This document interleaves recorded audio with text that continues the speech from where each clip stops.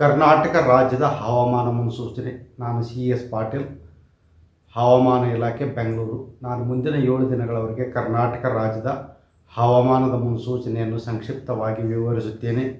ಇಂದು ಕರಾವಳಿ ಜಿಲ್ಲೆಗಳಲ್ಲಿ ವ್ಯಾಪಕವಾಗಿ ಮಳೆಯಾಗಿದ್ದು, ಉತ್ತರ ಒಳನಾಡಿನ ಜಿಲ್ಲೆಗಳಲ್ಲಿ ಹಲವು ಕಡೆ, ದಕ್ಷಿಣ ಒಳನಾಡಿನ ಜಿಲ್ಲೆಗಳಲ್ಲಿ ಕೆಲವು ಕಡೆ ಮಾತ್ರ ಮಳೆಯಾಗಿದೆ.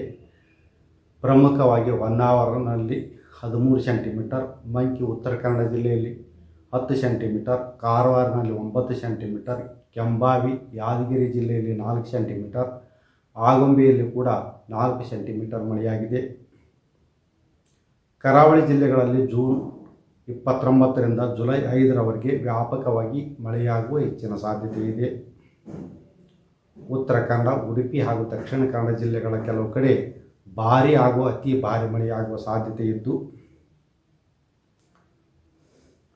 ಜೂನ್ 29ರಿಂದ ಜುಲೈ 5ರವರೆಗೆ ಆರೆಂಜ್ ಅಲರ್ಟನ್ನು ಘೋಷಿಸಲಾಗಿದೆ.